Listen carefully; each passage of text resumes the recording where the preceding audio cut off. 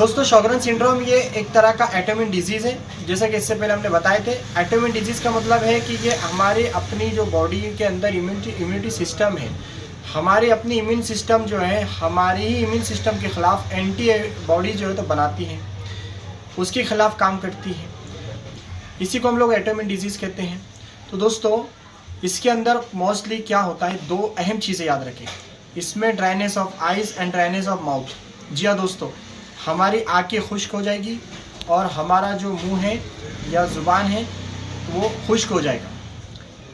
तो आप जानते हैं कि जो थूक है या जो हमारे सलेवरी ग्लैंड्स है, जहाँ से थूक का बनना शुरू रहता है, जो कि इस साइड में होती है और वहाँ पर कंटिन्यूस थूक बनते रहता है। तो सलाइवा जो कंटिन्यूस बनता है वो मुतासिर होता है, यानी उस सलेवरी ग्लैंड से वहाँ पर इन्फ्लामेशन हो जाता है। इन्फ्लामेशन यानी सूजन आने की वजह से उसके सिक्रेशन में प्रॉब्लम आती है, और सिक्रेशन में प्रॉब्लम आने की वजह से दोस्तों थूक नहीं बनता। जाहिर सी बात है, थूक ही नहीं बन रहा है तो माउथ जो है हमारा ड्राइनेस हो जाएगा, खुश्क हो जाएगा। इसी तरह से जो आँखें हैं, उसके अंदर जो आँखों के अंदर जो आंसू बनने की जो ग्लैंड्स हैं, जिसको आमतौर से हम जो आँखों की जो है गुदुद कहते हैं और उसको मेडिकल टर्म के अंदर लैक्रिमल ग्लैंड्स कहते हैं, वो ग्लैंड्स का भी सिक्रेशन मुतासिर होता है और आँखें खुश्क होती हैं। और आँखें जब खुश्क होगी तो जाहिर सी बात है तो उसके अंदर भी दूसरी प्रॉब्लम यानी कि इचिंग वगैरह का आना, तकलीफ़ का होना, इस तरह की तकलीफ़ें सामने आएंगी या हमारे को दिखाई देंगी। तो दोस्तों इसी के साथ साथ ये जो पैराटाइड ग्लैंड है या सब मैंडिबुलर ग्लैंड है, जहाँ पर इन्फ्लामेशन हो रहा है या स्वेलिंग आ रही है, तो इसकी वजह से मम्स का बनना यानी गाल फूंकी जिसको हम कहते हैं, मम्स का बनना भी हो सकता है।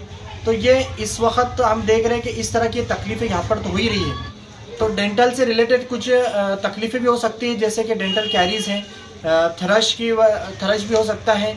इसके अलावा डिस्फेजिया यानी निगलने की तकलीफ़ भी हो सकती है इसकी वजह से। तो ये तो एक कॉमन चीज़ें हैं जो पैराटाइड के इन्फ्लामेशन की वजह से हो सकता है।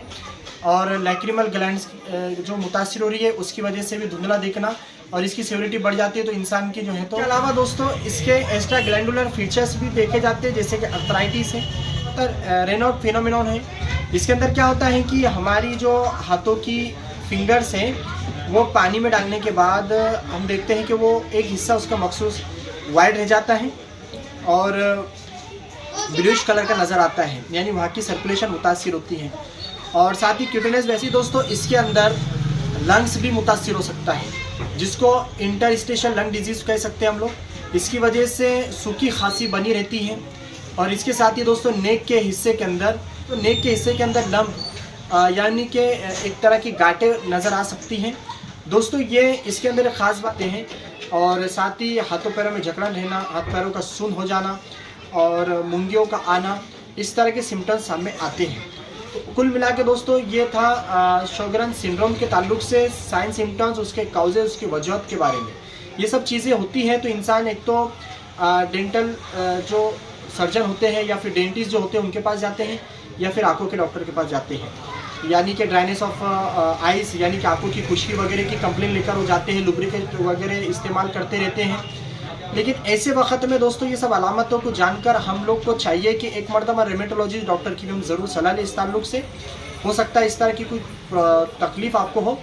और साथ ही अब हम लोग बात करेंगे अहम चीज़ इसके ऊपर दोस्तों, वो है डायग्नोसिस। जी हाँ दोस्तों, एंटी-आरओ है, एसएसए है या एंटी-एलए या एसएस भी इसमें किया जाता है।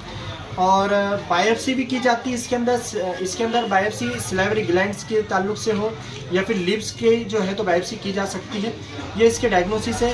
बेहतर ये है कि इसको हम रेमेटोलॉजी डॉक्टर से कंसल्ट करें, फिर वो अपनी सिचुएशन देख के, कंडीशन देख कर ही हमको डायग्नोस। तो ट्रीटमेंट में जो दोस्तों इसके लिए आमतौर से ड्राइनेस ऑफ आइज़ है। इसके अलावा इसमें दोस्तों सिस्टमेटिक एंटी इन्फ्लामेटरी जो मेडिसिन है और इम्यून सिस्टम के लिए इम्यून सिस्टम थेरेपी इसमें की जाती है।